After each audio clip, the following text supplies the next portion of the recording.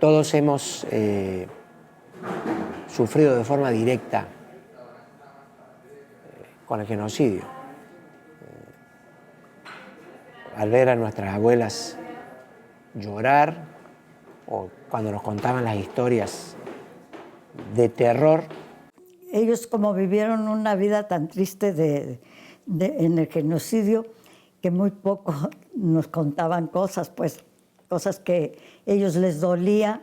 Le dolía tanto a mis padres lo que había pasado que nunca quisieron volver. Como les digo, a mis abuelos los mataron a hachazos y a pedradas. Entonces esa época ellos siempre la trataron de tratar de olvidar y no vivir la amargura con los hijos. A mi madre se le murió un hermanito de 5 meses en los brazos y tenía 5 años y tuvieron que arrojarlo a la hoguera y continuarlos vivos. Entonces eso profundamente la marcó a mi madre, ¿no? Y él lo que más así ya empezaba a dejar de hablar era cuando empezaba a decir: cuando me llevaban en la carreta, yo sacaba la cabeza y veía a ver por dónde iba. Dice, y alcancé a ver que las mujeres estaban clavadas en estacas y los hombres estaban crucificados. Entonces allí ya empezaba a llorar él, ya empezaba a llorar y ya no platicaba nada más. Queremos un poco de ese reconocimiento, de ese que se sepa qué tanto se sufrió. Lo traemos como grabado, ¿no? O sea, pero tiene que existir el perdón. Pues sí, pero lo que pasa es que el gobierno turco, como entidad política, no reconoce eso. No, yo creo que es lo peor, porque para poder haber perdón y para sanar la herida, tiene que haber un reconocimiento que la regamos, sí, ¿no? Así es. Y se acabó, pero ellos dicen que no es cierto. Así es. Y oye, pues mataron a como 1,5 millones de armenios, ¿cómo creo? ¿Cómo no va a ser cierto? Claro que sí.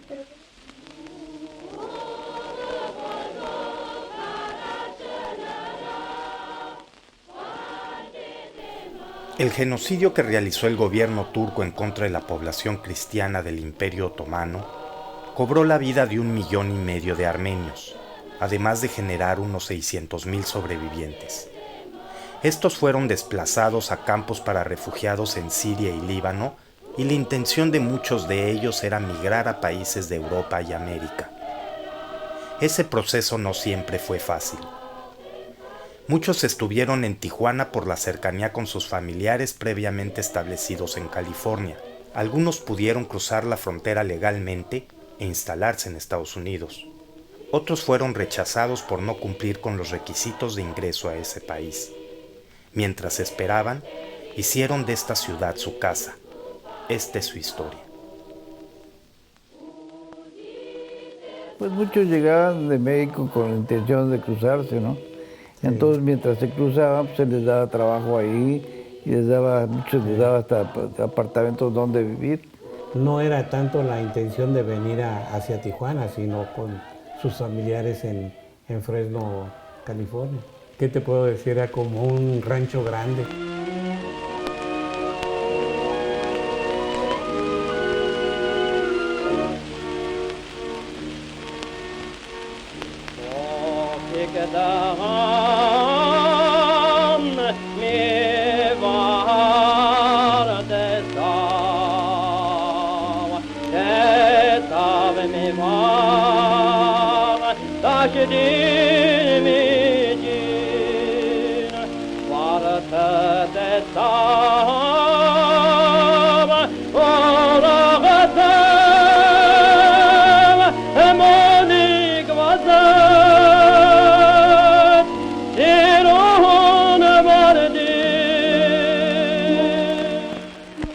Se instalan sobre todo en calle Segunda.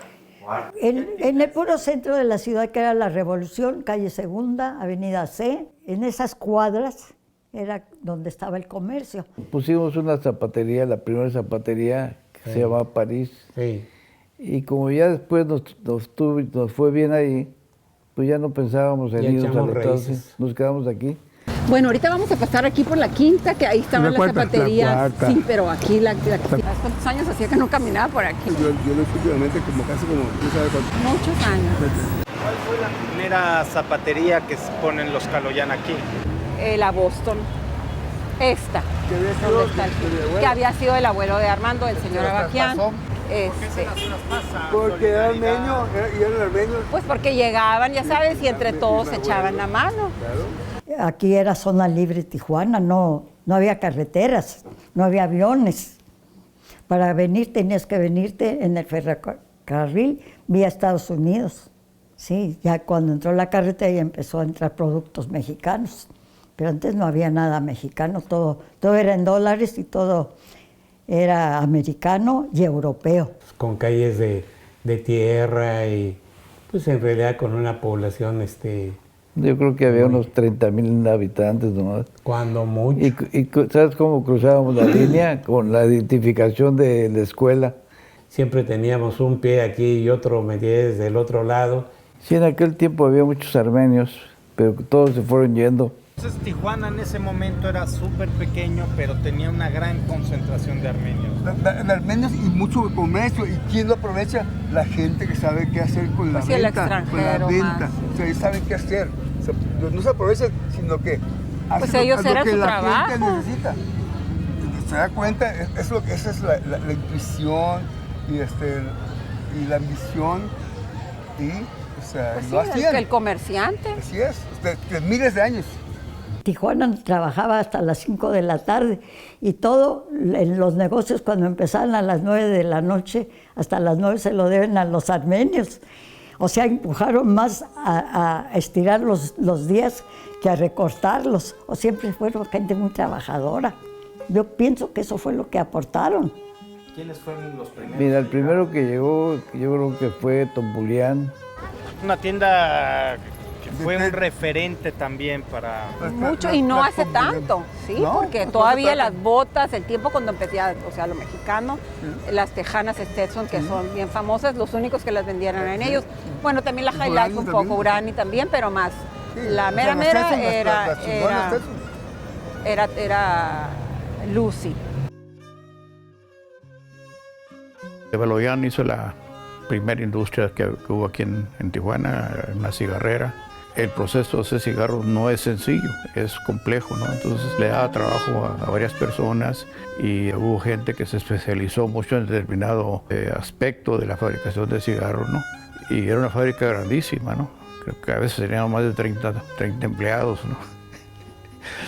Lo metió el cigarro dominó, luego metió los Kent y también. Newport y le fue bien otras también. marcas de él. Casi a la mayoría les fue bien. También no te olvides de los Odoyán también. Odoyán también. Mi papá estuvo con esa tienda que era el Mercadito. Sí, era una tienda de abarrotes que estaba al cruzar la calle de las 5 de Mayo, donde yo estaba trabajando. Y ahí trabajó mi padre muchos años. De ahí salió para la educación de todos nosotros. Pues los Abaquián, por ejemplo, finalmente, después de que tuvo la zapatería, compró el Hotel César. Le fue bien con el hotel también, el restaurante. Fue uno de los primeros hoteles. Sí. Es una reliquia ya. Va a cumplir 85 años ya el hotel. hotel, Todavía está en pie. Bueno, empieza con el taller de zapatos. Empieza en la casa, en la calle Primera, ahí empieza reparándolos y repartiéndolos. Y con el tiempo pone el taller en la calle Segunda. Y después de eso, no sé cuándo, pone la zapatería Tip Top y agarra la concesión muy importante de la Floyd Shane, de la Freeman y de la Bostoniana, que nadie tenía. Y viene la Segunda Guerra Mundial y en Estados Unidos están restringidas las ventas de ese tipo de productos. ¿Para qué? Porque los zapatos, la piel, todo era para el ejército. A mi abuelo le fue bien porque tenía un producto que no se podía vender en Estados Unidos y él se lo facilitaban. Se acaba la guerra en el 45 y en eso compra el hotel. Se vino ya mi hermana, la mayor, que ya tenía sus hijos que habían nacido en la capital, y se instalan también con zapaterías, pero ellos ya en la avenida C. Y nosotros estábamos en la calle Segunda, que era donde tenía mi padre sus 2 zapaterías. ¿Que se llamaban cómo? La Boston y Olimpia. Pero ya anteriormente había otro armenio que tenía otra zapatería. Creo que ese Fox también, ¿no era la misma? Dervishan. Sí, ese exactamente. Pero ya estás hablando de hace 50 años. No 50 más. años. Pero sí eran como unas 10, 15 familias las que estaban aquí. Yo no conocía más armenios. Hasta que llegamos a Tijuana que vi otras personas hablar armenio. Pero antes nunca había oído a nadie más hablar armenio. Antes los poquitos armenios eran muy unidos, se ayudaban mucho. Sí había paseos campestres y había comunicación con algunas de las familias. Yo creo que con todas las familias, ¿no? Sí. Con los Caloyán, con los Baloyán, los Cayachanián, que era un hecho, venían a la casa o íbamos para allá y siempre se comía la comida armenia. Era un grupo de gente que había llegado al mismo tiempo y tenían una comunión. O sea, eran armenios aquí. Y todos tuvieron negocios. Nadie tuvo negocios junto con nosotros. Cada quien por su cuenta. Y todos tuvieron éxito. En la calle Segunda y aprendimos el arte de vender, ¿no? Pues una gran lección de vida, de trabajo, sobre todo de compromiso, de unión, ¿no? De unión sobre todo. Tijuana aquel tiempo, que era finales de 39, no eran más que 8 calles, era un ranchito. Y todo el mundo le decía a mi mamá, ¿pero dónde va a ir, señor Lucy? ¿Sabes lo que es Tijuana? Es un lugar, es una ciudad perdida, porque no había más que la cosa de los cabarets y no había vida propia. Pero como era nomás de paso, entonces inmediatamente cuando fuimos al consulado, se vino la guerra. Y entonces mi hermano ya había cumplido casi los 18 años y estaba ya apto para que lo llamara al servicio. Y cuando fue al consulado, le dijeron que estaba dispuesta a dar a su hijo de soldado. Dijo, mamá, ¿qué madre va a querer dar su hijo de soldado? Y entonces dijo, ¿cómo quiere usted un país si no quiere dar nada a cambio? Y entonces ya le contestó, si es a cambio de la vida de mi hijo, prefiero no ir a ese país. Y nos quedamos en Tijuana. Y eso para mi madre fue el golpe más duro porque ya no se pudo reunir con su mamá, que era mi abuelita. Y aparte que, pues que no había de qué vivir más que otras en abonos. Inicialmente sí se quería ir a Estados Unidos cuando su papá estaba en Fresno y mi papá no tenía intenciones de formar un hogar en Tijuana con mi mamá. Ya cuando llegó ese momento, dijo, más cortó las días, dijo, iba de visita, pero ya no tenía intenciones de volver de ir a Estados Unidos para nada. ¿El amor lo hizo que se asentara en Tijuana? Sí, totalmente. Yo siempre me sentía armenia y mexicana, las dos cosas. Siempre lo he manejado así. Si soy de sangre armenia, pero soy mexicana. Y te digo, y mis padres fueron tan accesibles que siendo armenios se adaptaron a lo chico que era, como muy familiar. Entonces vivimos siempre una vida mexicana siendo armenios.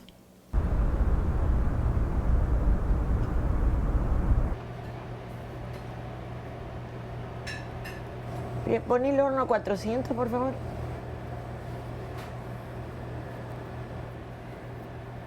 Esperar que descanse un poco más la masa.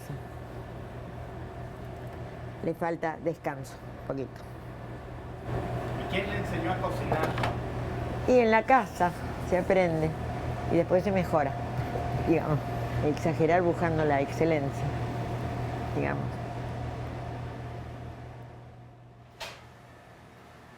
¿Por qué mantenerlo armenio? ¿Cuál es la importancia de esto? Es muy importante, porque son las raíces nuestras. Mantener la cultura, somos la primera nación del mundo que reconoce el cristianismo.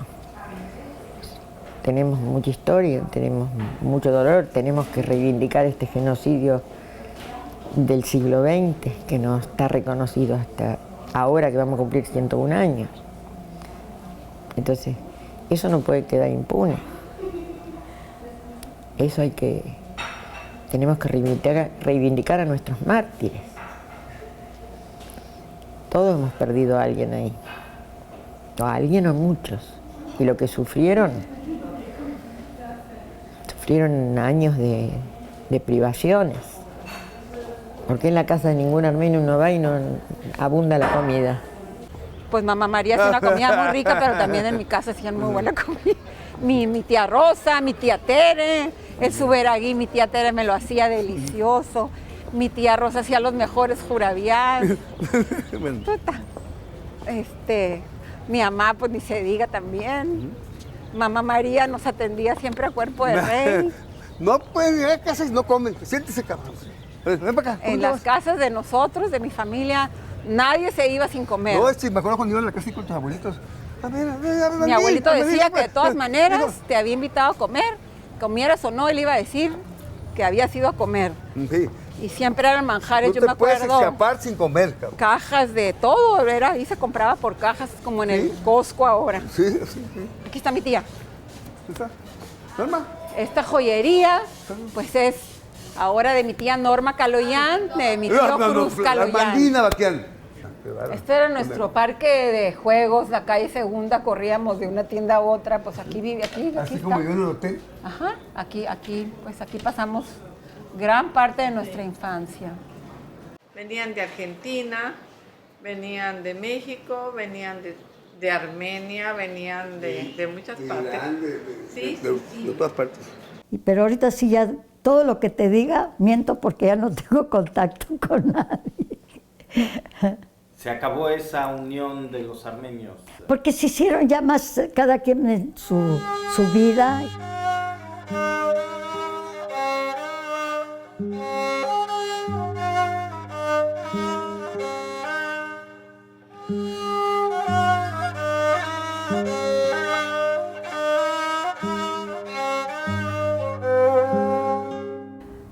Pues lo que más añoro, que sí me doy cuenta ahora, que conforme se fueron yendo las cabezas de nuestra familia, se nos fue yendo como ese sentido de la familia, de la unidad. Yo recuerdo las navidades en casa de mis abuelos, pues no cabíamos ahí todos, ¿no? Chiquitos, medianos, grandes, o sea, todos. En casa de mi tía Tere, todos se fueron yendo las cabezas y hoy estamos pues como sin esa guía, ¿no?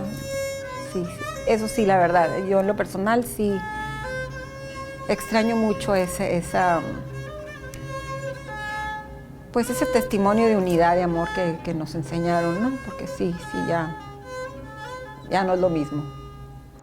A pesar de que el día de hoy la presencia armenia en Tijuana es muy pequeña, todavía se observa en muros, calles, negocios o en la ética de trabajo, huellas que dejaron estos sobrevivientes de un genocidio. Tijuana fue un refugio, como lo ha sido desde entonces, para miles de exiliados inmigrantes. Al final, esta diversidad ha creado un hogar multicultural y muy dinámico, donde uno es de Tijuana, pero también, de alguna forma, es ciudadano del mundo. ¿Cómo te diré? Sí le veo defectos a Tijuana, porque como todas las ciudades que van creciendo, pero siempre la voy a defender. O sea, eso es lo que te va aportando las raíces, ¿verdad? Que te vas arraigando de algo que aunque le digan que está feo, tú ya no lo ves feo. Les digo, podrán decir que está muy feo, pero pues es la tierra de mis hijos. De toda mi vida, 70 años viviendo allí, pues ya soy más tijuanense que de otro lado, ¿no? Sí, tenemos que estar agradecidos, ¿verdad? Porque, te digo, la ciudad nos recibió bien. Así es. Y no hubo necesidad de irnos a Estados Unidos. No, fíjate que no. Nos quedamos aquí. Y aquí vamos a continuar hasta que, te digo, ya nos quieran cobrar la factura.